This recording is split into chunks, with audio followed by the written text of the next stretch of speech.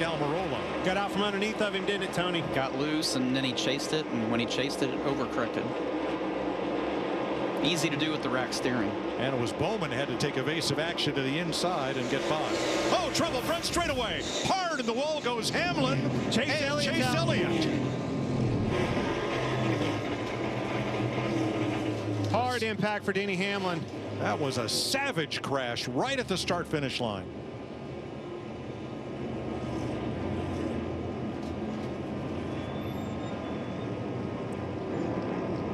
Seventh caution flag.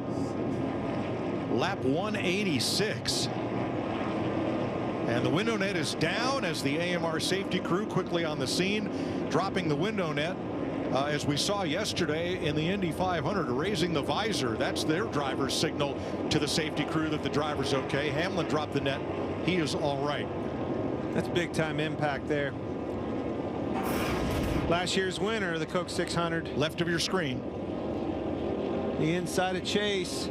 Gets loose. You see him lift out of the gas. The flames. Crowded Chase. Got into him. But they saw some retaliation there. Or did Keselowski get into the left rear corner of Elliott there? I saw Elliott. You see Elliott lose his nose and lift out of the gas. Flames come out of the pipes. Yep. Chase it up. Squeeze Chase into the wall. And I think the rest is self-explanatory. Well,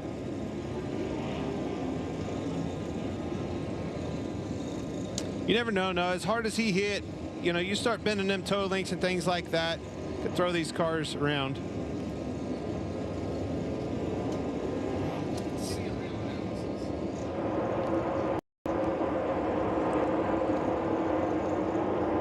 Watch the flames. See, lift out of the gas. That means his car is heading up the racetrack. Come up. That's a retaliation. Which isn't a great move when you're trying to gain points and get yourself back in the playoffs. Yeah, but he got squeezed in the wall pretty hard. There's a lot of frustration there on both sides. Let's ride with Hamlin.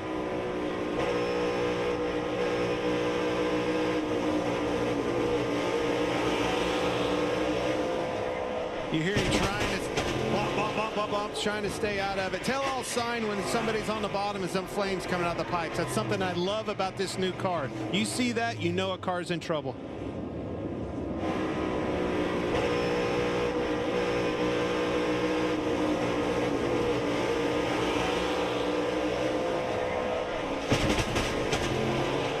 Big hit. That is a vicious hit. Well, that wall comes back out. You know, it's kind of in this tri-oval. We've seen it time and time again at Charlotte Motor Speedway. You hit right there. It's a very hard shot. Bad angle.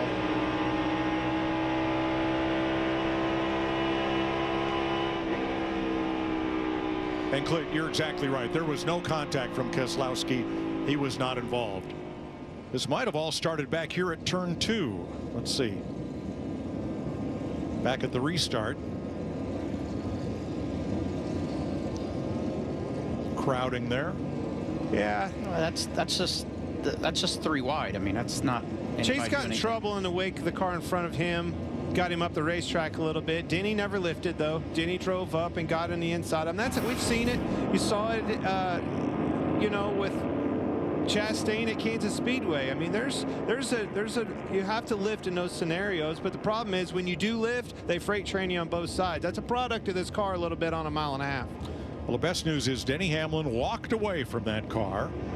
We have some of Chase Elliott's radio here. I ran over it twice in the last 4 laps. Did I miss something there or no?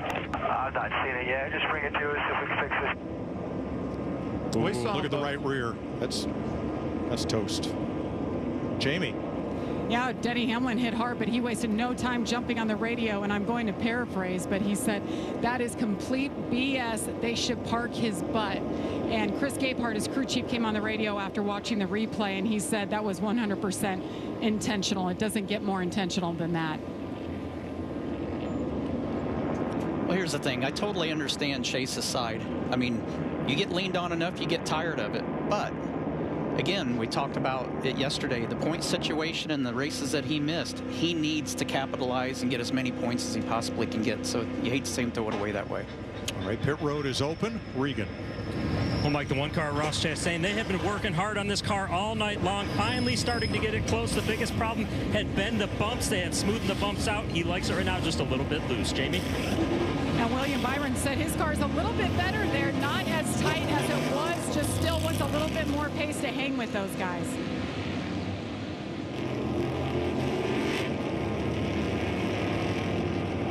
To go in stage 2. Here is another look at it as we are under caution for the 7th time today for Denny Hamlin and Chase Elliott. A check to release from the care center. Denny, what happened there between you and Chase Elliott? I got right rear hooked in the middle straight away. Did you think there was any kind of retaliation there, or what was the deal? What led to that? Yeah, it's a tantrum, and he shouldn't be racing next week. Right rear hooks are absolutely unacceptable. I don't care. It's same thing Bubba Wallace did with Kyle Larson. The exact same. He shouldn't be racing. It's a tantrum. Thanks, Denny. Strong words from Denny Hamlin.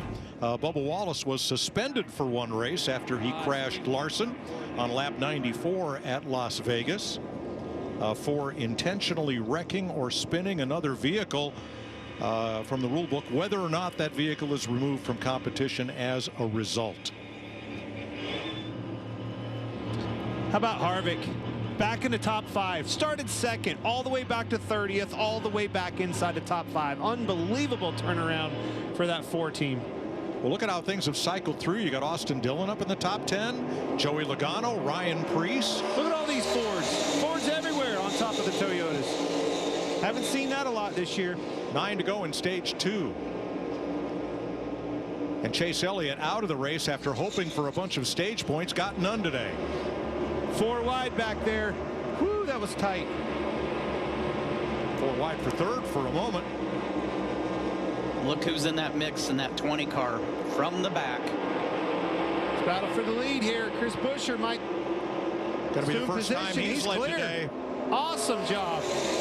Remember, he has the fresher tires out of this group at the front. Next car back with fresh tires, Harvick in 4th. Been so long since we've seen these cars, RFK, producing lap-leading, race-winning cars, and we're seeing it this year. And here comes Harvick. Down to the inside on Tyler Reddick. Harvick bottom feeding here.